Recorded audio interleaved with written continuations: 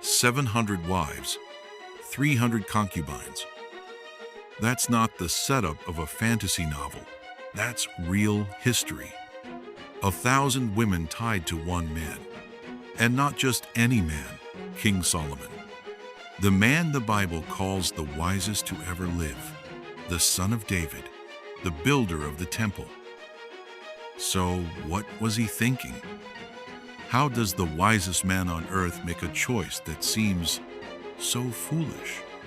Was it political genius or personal obsession? A royal strategy or a spiritual tragedy? Behind the gold, the glory, and the grandeur lies a man whose heart slowly unraveled. A man caught between divine wisdom and human weakness. A man who began his reign with God's blessing and ended it with idols in his palace. Today, we're peeling back the velvet curtain of Solomon's legendary reign to ask, why 1,000 women? And what did it cost him? Because sometimes the greatest stories of wisdom begin with one terrifying mistake. This is the untold story of Solomon, the man who had it all, yet still wanted more. And in chasing that more, he may have lost everything. Let's begin. Before there were palaces, before the fame, before the whispers of 1,000 women, there was a boy. Not the strongest, not the oldest, not the warrior his father was, just a young man standing in the long, legendary shadow of King David. Solomon wasn't supposed to be king, not by human logic. He was born from one of David's most scandalous stories, his union with Bathsheba, a relationship that began in adultery and ended in tragedy. But despite the sin that surrounded his beginnings, God had his eyes on Solomon. And David, old, wise, and nearing death, anointed this unlikely son to take the throne. The kingdom was fragile, enemies within, threats without. David's other sons had already tried to grab the crown. Blood had been spilled. Power was at stake. And yet, when Solomon sat on the throne, something surprising happened. He didn't come in boasting. He didn't come with the arrogance of a prince. He came asking for help. In one of the most beautiful and humbling moments in all of Scripture, Solomon has a dream. And in this dream, God says to him, "Ask for whatever you want." Think about that. Unlimited power. A blank check from the creator of the universe. And what does Solomon ask for? Not riches, not fame, not revenge on his enemies. He says, "Give your servant a discerning heart to govern your people and distinguish between right and wrong." He asks for wisdom. And God is so pleased. He gives Solomon everything else too: riches, honor, peace. Solomon begins his reign wrapped in divine favor. Israel flourishes. The temple is built. Nations come to marvel at his wisdom. Silver is like stones in Jerusalem, and people hang on his every word. For a moment, it looked like heaven had come down to earth. The kingdom was shining. Solomon had it all. But even as his crown glittered with gold, a slow, silent shadow began to grow. Because what begins in wisdom can still be undone by desire. And the first clue? It came not from a prophet, not from a dream, but from a wedding. Solomon married the daughter of Pharaoh, an Egyptian princess. A political alliance, a move that would begin a pattern that would change everything. Solomon's reign sparkled like no other. The world had never seen such a blend of beauty, brilliance, and divine favor. It was a golden age, literally. Scripture says silver was so common in Jerusalem, it was considered worthless. Gold flowed into the kingdom from every direction. Tributes from nations, merchants, explorers, and kings. His palace gleamed with cedar and ivory. His throne, covered in gold, flanked by 12 lion statues, with steps leading up like a stairway to glory. He drank from golden goblets. He rode in chariots imported from Egypt. He had cities just for storing his wealth. But more than riches, what made Solomon truly legendary was his wisdom. People came from across the world to hear him speak. Rulers and sages, traders and scholars. And he didn't just teach about God or kingship. He spoke about plants, animals, architecture, justice, poetry, music, intimacy, sorrow, and joy. No topic was too big, no question too hard. He was the embodiment of divine brilliance on earth, and nowhere was this more evident than in the visit of one mysterious queen, the Queen of Sheba. She came bearing camels loaded with spices, gold, and gems. But she wasn't coming to flatter him. She came to test him, to see if the rumors were true. And when she witnessed his wisdom and wealth, she said something remarkable. The half was not told me. Imagine that. A queen, speechless. Because Solomon's kingdom was more glorious than legend itself. He had everything. The throne, the temple, the favor of God, and the admiration of nations. But here's the twist. It was this very success, this intoxicating, overwhelming success, that began to blur the lines between God's wisdom and man's desire.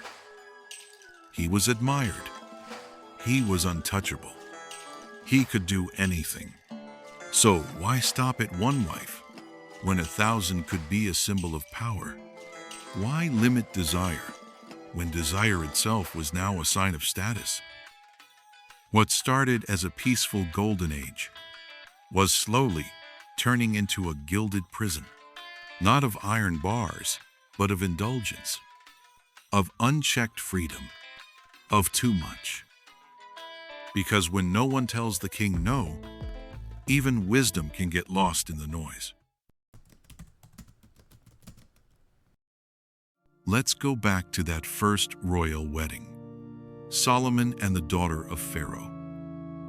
It was a bold move, a union between Israel and Egypt, two ancient powers, now bound by marriage. And to the watching world, it looked like a masterstroke of diplomacy. After all, marriages between royals weren't about love. They were about leverage. One princess could open trade routes, ease border tensions, and prevent war. So Solomon did what other kings did. He married for politics. And then he did it again, and again, and again. From Moab to Ammon, from Edom to Sidon, from Hittite kingdoms to Aramean lands, he married daughters of rulers like chess pieces. One bride at a time, he built a vast, fragile peace. Each woman a treaty, each wedding a transaction. But with each new alliance came something else, a new god. You see, foreign princesses didn't just bring perfume and silks. They brought idols. They brought rituals. They brought expectations. In ancient royal culture, a husband, especially a king, was expected to honor the gods of his wife. To reject her gods was to insult her nation. So Solomon, trying to keep the peace, began to compromise. Not all at once, not with full devotion, but with accommodation. A shrine here, a statue there, a quiet visit at dusk. Small things, cultural respect, political necessity, or so it seemed. But compromise, no matter how polite, always has a price. Solomon began to build shrines for his wives' gods, Ashtoreth, Milcom, Chemosh, Molech, each representing a nation, a woman, a promise. And in doing so, he began to divide his heart. It's hard to say exactly when wisdom gave way to weakness, but Scripture is clear. Solomon loved many foreign women. This wasn't just strategy anymore. It was desire. And slowly, that desire began to reshape his priorities. He started with diplomacy, but somewhere along the way, he started needing the women, wanting them, collecting them. What began as royal alliance was turning into addiction, a hunger that even 1,000 couldn't satisfy. And the God who gave him everything was now watching his servant drift into dangerous waters.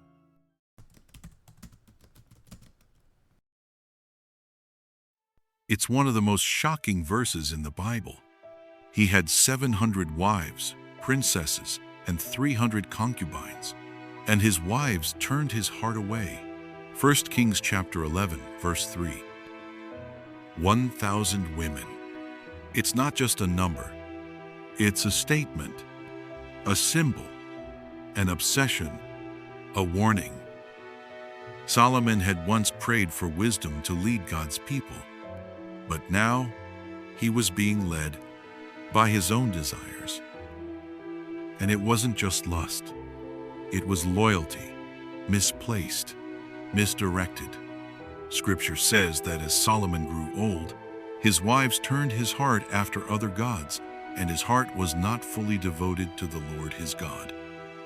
He began building high places, not just temples, but elevated platforms of worship for gods that required unspeakable practices. Chemosh, god of Moab. Molech, god of the Ammonites. Some of these gods demanded child sacrifice.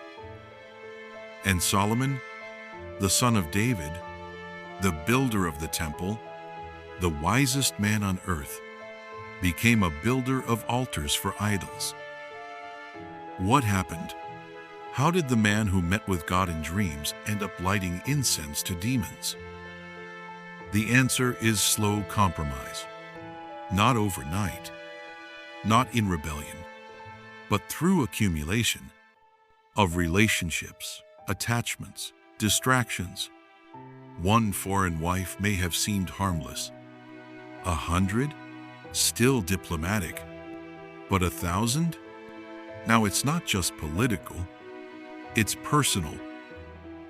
Solomon's kingdom was filled with beauty, brilliance, and breathtaking architecture. But beneath the gold and cedar was a crumbling soul, one that no longer burned for God, but flickered, split, and faded. He wasn't like Saul, who failed through disobedience. He wasn't like David, who repented through tears. Solomon's fall was silent, elegant, respectable, a slow drifting, not into violence but into idolatry. And God noticed. The same God who appeared to Solomon twice, who gave him more than any man could ever ask, now said, "Since this is your attitude, I will tear the kingdom away from you." God would not take the kingdom in Solomon's lifetime for David's sake, but his son would inherit division. His kingdom would break. North and south, Israel and Judah. The glory days were numbered. Why 1,000 women? Why not 10? Why not 100? Why did the wisest man in history chase this much? What was Solomon thinking? To answer that, We need to understand the psychology of excess and the dangerous illusion of having it all. Solomon wasn't foolish. He was brilliant. But brilliance without boundaries is a flame with no lantern, and the brighter it burns, the faster it consumes. He had already tasted everything the world could offer: power, wisdom, honor, gold, glory, peace, prestige. And when you've had everything, you start to crave what no one else has. What do kings chase when kingdoms are no longer enough? What does a man pursue when he already has the throne, the temple, and the world's admiration? Control, possession, legacy. Something to prove he was more than just a king. In ancient times, a man's greatness was measured in three things: wealth, wisdom, and women. Harem size was a cultural trophy, proof of dominance, not just about intimacy, but politically. Each woman represented a victory. A treaty sealed, a region claimed, a kingdom submitted. But there's something more subtle, more tragic. Solomon wasn't just addicted to power. He was haunted by insecurity. He was the child of Bathsheba, the woman David took in scandal. He grew up in the shadow of his father's greatness. His very throne came at the cost of family conflict, brothers who tried to steal it, advisors who questioned it. Solomon may have had wisdom, but did he ever truly feel secure? So he built and married and expanded, trying to solidify a kingdom, a legacy, a name. Perhaps he thought, if I surround myself with beauty and loyalty, I will never be betrayed. If I have 1,000 women, I'll never be alone. If I control everything, no one can take it from me. But it was an illusion, because the very thing he used to protect himself became the very thing that enslaved him. His wives divided his heart. His gods multiplied. His kingdom fractured. And his wisdom, so pure at the start, got buried beneath the weight of desire disguised as need.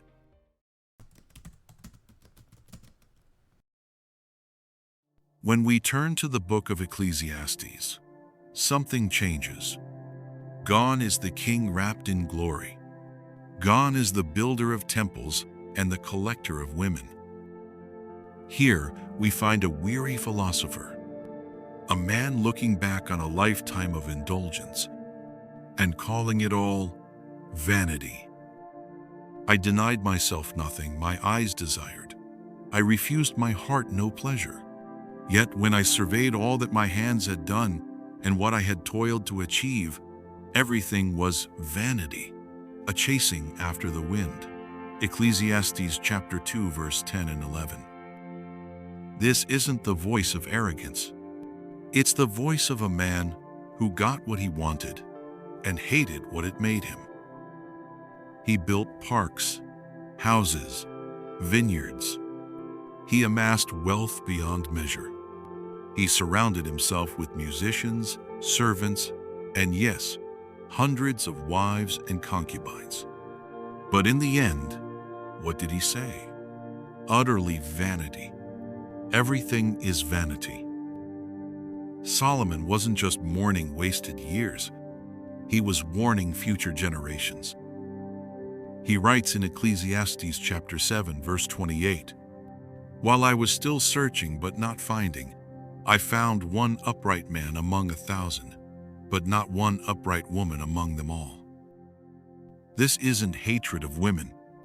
It's the reflection of someone who chased beauty but missed substance. He filled his palace with bodies, but his heart remained empty. This is the voice of someone who looked for meaning in abundance, but discovered that more is not always better.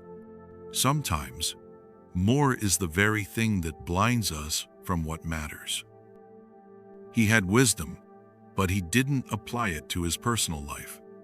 He had power, but he lost the power of self-control. He had a kingdom, but couldn't rule his heart. And yet, in all this sorrow, there's still hope, because the book ends not in despair, but with a final revelation. Fear God and keep his commandments, for this is the duty of all mankind. After everything, Solomon returns to the basics. Not gold, not wives, not achievements, just reverence for God. So, what was Solomon thinking? Was he a hero? A villain? A cautionary tale? Or just human? He was the wisest man who ever lived. Yet he was also a man who let his heart wander. A man who built wonders, but lost his way. Solomon's story is more than history, it's a mirror. A reflection of what happens when we chase more but forget why. In today's world, many of us are chasing our own versions of 1,000 women. Maybe it's money. Maybe it's status. Maybe it's approval. Maybe it's relationships, multiple, complicated, endless. We think having more will fill the empty places inside. But Solomon's story warns us, more can mean less. More possessions can bring more problems. More choices can bring more confusion. More distractions can pull us away from what truly matters. Our faith, our purpose, our peace. So what can we learn from Solomon? To seek wisdom, not just knowledge. To build not just kingdoms, but character. To love not just in numbers, but deeply. His legacy is a powerful reminder. Even the greatest can fall. Even the wisest can be tempted. Even the richest can feel empty. But there is always hope for redemption. There is always a chance to turn back. There is always the call to focus on what lasts. So ask yourself, what are your 1,000 women? What are you chasing that might be pulling your heart away? And how can you find the wisdom to say, enough, I will seek what truly satisfies? Thank you for joining me on this deep dive into Solomon's story. If you found this journey eye-opening, please like this video, subscribe to the channel for more amazing stories, and share it with your friends. Also, I'd love to hear from you. Which part of Solomon's story surprised or moved you the most? Drop your thoughts in the comments below. Remember, wisdom isn't just for kings, it's for all of us. See you in the next video.